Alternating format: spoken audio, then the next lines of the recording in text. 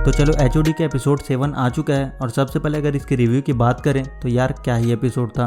Personally मुझे ये अब तक का बेस्ट एपिसोड लगा और फाइनली इन दी एंड अपनी रिनेरा और डेमन की शादी हो जाती है और इससे अपने को एक चीज़ तो कंफर्म है कि आगे की स्टोरी हाउस टारगेरियन के लिए बहुत ही हार्ड होने वाला है। खैर तो फिलहाल सीधे आते हैं वीडियो पे, पर उससे पहले अगर वीडियो में कुछ भी अच्छा लगे तो नीचे लाल बटन पर जाओ और जो करना है वो करो, बस लाल बटन को दबा देना। तो let start and welcome to series verse. तो स्टार्टिंग में अपने को लेना का फ्यूनरल दिखाया जाता है जहाँ जेस अपनी मदर रिनेरा से बोलता है कि वो लोग यहाँ क्या कर रहे हैं और वो भी बेला और रिनेरा जैसी सिंपैथी डिजर्व करता है। उसके फादर हार्विन की भी मौत हुई है तो उन्हें अभी हेरन हॉल में होना चाहिए, पर रिनेरा बोलते कि हाउस वेलेरियन उनकी फैमिली है ना कि स्ट्रॉन्ग। खैर तो लॉर्ड कॉर्लिस ल्यूक को बोलता है कि एक दिन उसके बाद हाई टाइड की सीट उसकी होगी क्योंकि उसका भाई किंग बनेगा, पर वो लॉर्ड ऑफ द टाइड सी पर रूल करेगा।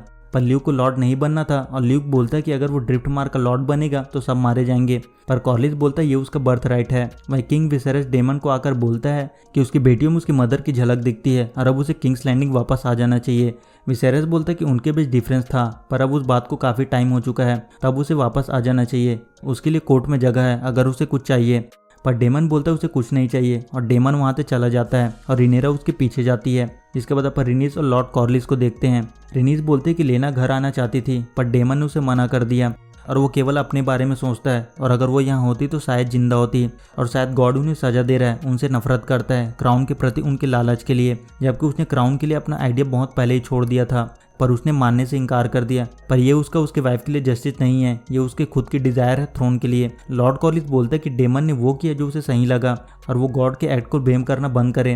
क्राउन उसका था जब तक कि काउंसिल के लोगों ने उसके दिमाग से ये बात नहीं निकाल दी और अगर उसका हस्बैंड उसे दोबारा जीतना चाहता है तो इसमें गलत क्या है। अगर वो लोग अपनी लेगेसी को फॉलो नहीं करते तो फिर उनकी जिंदगी का क्या मतलब है। और फिर रिनीस बोलते कि वो चाहते कि ड्रिफ्ट मार की लेगेसी अब लेना से उसकी बेटी बेला को मिले क्योंकि वो एक ट्रू वेलेरियन ब्लड है। लेनार और रिनेरा का बेटा एक दिन थ्रोन पर बैठेगा, पर उन्हें सच्चाई पता है कि उन दोनों के बच्चे उनके ट्रू ब्लड नहीं हैं। कॉर्लिस बोलता है कि हिस्ट्री इस बात को याद नहीं रखेगा कि वो किन के ब्लड है, वो केवल ये याद रखेगा कि उनका नाम क्या है। जिसका तो अपने को डेमन और रिनेरा को दिखाया जाता है। रिनेरा डेमन को बताती है कि लेनार इतने सालों से रेस्टलेस था पर अब वो यूजलेस हो गया है।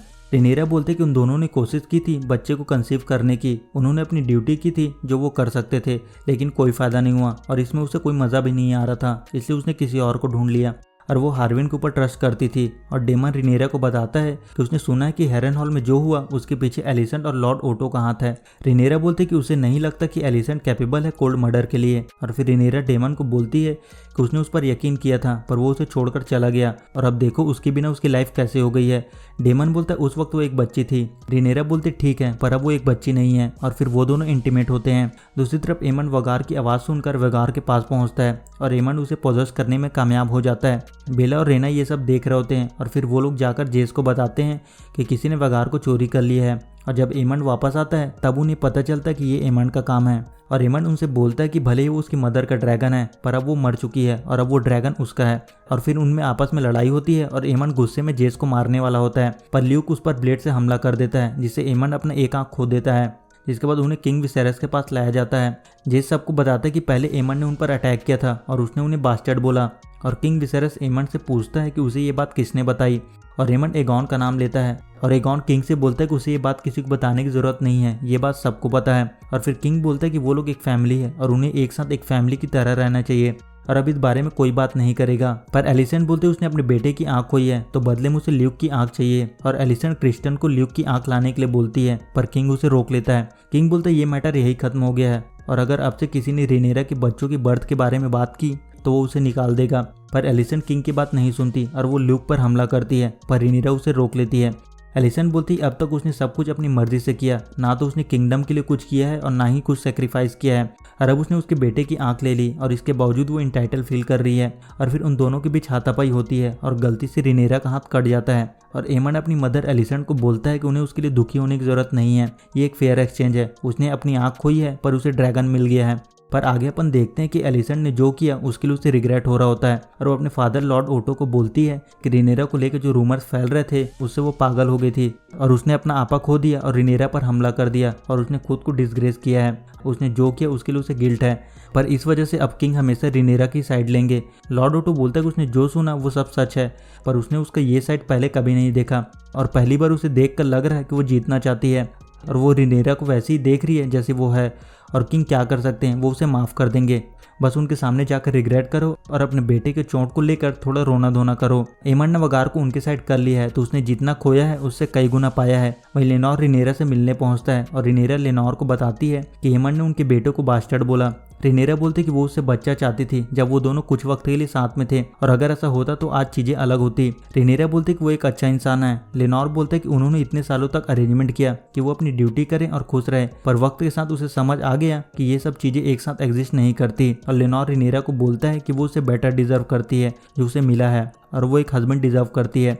इसके बाद अपन देखते हैं कि एलिसेंट और किंग विसेरस वापस जा रहे होते हैं और लॉर्ड लैरिस आकर एलिसेंट को बोलता है कि जस्टिस के और भी तरीके हैं और अगर उसे लगता है कि ल्यूक की आंख से ये बैलेंस हो जाएगा तो वो उनके लिए ये काम कर सकता है। पर एलिसेंट बोलते ये जरूरी नहीं है क्योंकि उसके बेटे की आंख के बदले उन्हें ड्रैगन मिल गया है तो चीजें बैलेंस हो गई है। और यहाँ अपन देखते हैं कि वगार उनके पीछे जा रहा होता है। रिनेरा ये सब देख रही होती है और रिनेरा डेमन को बोलती है कि वो ग्रीन मतलब हाउस ऑफ हाई टावर से अकेले नहीं लड़ पाएगी, इसलिए उन दोनों को एक साथ आ जाना चाहिए जैसे एगॉन ने अपनी सिस्टर के साथ किया था, तो वो उससे शादी कर ले जिससे कि कोई भी उनके क्लेम को चैलेंज ना कर सके।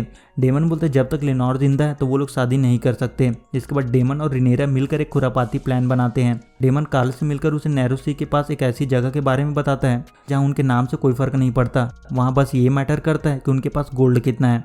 और डेमन कार्ल को अपने एक काम करने के लिए बोलता है। तो बेसिकली इनका प्लान होता है कि वो लोग लेनार को लोगों के सामने मरा हुआ दिखाना चाहते थे ताकि लोगों को लगे उसकी मौत हो चुकी है और वो लोग आराम से शादी कर सके और लेनार भी बड़े आराम से अपनी जिंदगी जी सके। तो डेमन जाकर एक बंदे को मारता है जिसके बाद कार्ल और लेनार आपस में लड़ने का नाटक करते हैं और जब रिनीस और कॉलिस वहाँ पहुँचते हैं तो उन्हें लगता है कि आग में जलने की वजह से लेनार की मौत हो गई है और लेनार और कार्ल वहाँ से भाग जाते हैं। रिनेरा और डेमन का प्लान था कि अगर वो लोग लेनार को मरा हुआ दिखा देते हैं तो वो दोनों शादी कर सकते हैं और उनके एनिमीज इन सब के लिए उन्हें ब्लेम करेंगे और इससे उनके एनिमीज के मन में डर होगा कि वो लोग क्या कर सकते हैं, पर सच्चाई केवल उन दोनों को ही पता होगी। पर हाँ, इस वजह से लॉर्ड कॉलिस और रिनीस उनका इकलौता बेटा खो देंगे। जिसके बाद अपन देखते हैं कि रिनेरा और डेमन की शादी होती है और एपिसोड 7 यहाँ से खत्म हो जाता है। तो इसी के साथ इस वीडियो में इतना ही। तो अगर वीडियो में कुछ भी अच्छा लगे तो वीडियो को लाइक कर देना और चैनल को सब्सक्राइब कर देना। तो इसी के साथ इस वीडियो को यहीं रैप अप करते हैं। सी यू इन नेक्स्ट वीडियो, तब तक के लिए गुड बाय।